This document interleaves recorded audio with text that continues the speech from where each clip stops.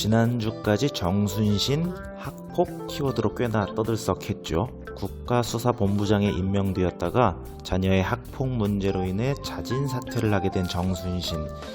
그는 서울대 법대를 졸업하고 사법시험에 합격한 후 변호사로 활동하다가 검찰청 부장검사, 차장검사에 이어 법무연수원 분원장 등을 지낸 소위 엘리트라 할 만한 사람입니다. 2월 말부터 그의 이름이 아주 떠들썩하게 오르내린 건 그의 아들이 저지른 학교폭력 및 아버지로서의 대처 방식에 대한 문제 때문이었지요. 내용은 단순합니다. 자사고에 다니던 정순신의 아들이 집요하게 학교 친구를 괴롭혀서 학교폭력대책위원회가 열렸고, 이에 아버지 정순신은 자녀에게 따끔하게 교육하기보단 재심 청구나 행정소송, 집행정지 신청 등 법이나 절차적인 부분을 최대한 이용하여 아들을 구제하고자 했다는 점에서 부자 간의 사랑 과정이 그들에겐 참으로 따뜻했더라는 내용입니다. 반면 피해 학생들은 학교를 옮기거나 제대로 학업을 이어갈 수 없는 데 반해 그의 아들은 서울대에 진학해서 잘 다니고 있다는 내용까지 국민들 입장에선 밉상 이미지를 단단히 구축하고 말았죠. 다만 오늘은 폭력에 대한 원론적인 이야기를 하려고 합니다. 정순신이나 그의 아들은 혹시 재수없게 똥 밟았다고 생각할 수도 있을 만큼 학교폭력은 어제 오늘 일이 아니기 때문에 짚어보고자 하는 겁니다. 일단 폭력의 뜻은 남을 거칠고 사납게 제압할 때 쓰는 주먹이나 발 또는 몽둥이 따위의 수단이나 힘, 넓은 뜻으로는 무기로 억누르는 힘을 이르기도 한다고 되어 있습니다.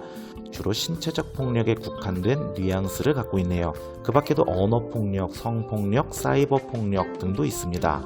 따라서 모든 종류의 폭력은 상대방의 동의 없이 물리적, 정신적, 심리적 강제력을 지니고 이 힘을 의도적으로 동원하여 상대방 위에 군림하려 하는 것이라 할 수 있고, 동의를 받지 못했다는 점에서 그 정당성을 가질 수 없다고 할 수 있겠습니다.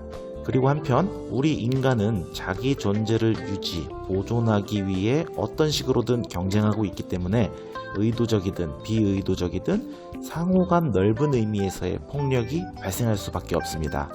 여기서 문제가 되는 건 이렇게 강제력이 동원되는 동안 상대방이 이를 느끼는지 여부가 됩니다. 왜냐하면 방금 말씀드렸다시피 강제력을 동의 없이 행사하려 한다는 점에서 일단 모든 종류의 폭력은 그 정당성을 가질 수 없으나 상대방이 강제력이 동원되었는지조차 모르는 경우도 있지 않겠습니까?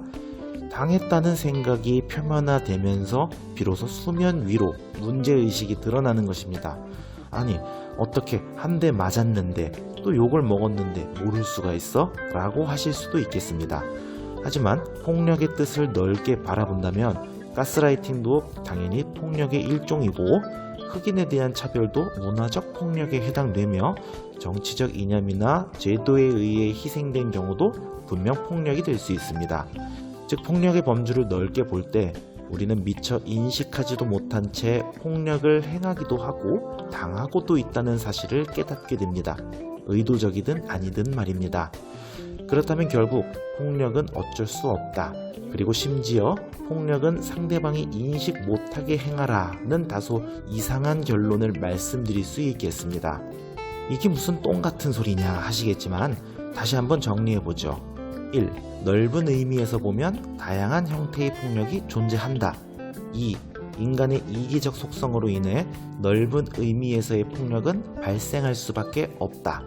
자, 여기서 진짜 결론은 언어적, 신체적 폭력 등 원초적이고 1차원적인 폭력뿐만 아니라 제도, 문화, 정치, 종교 등에 의해 광범위하게 자행되는 암묵적인 강제력이 무엇인지를 깨달을 수 있는 날카로운 판단력과 통찰력을 가져야 한다는 것입니다.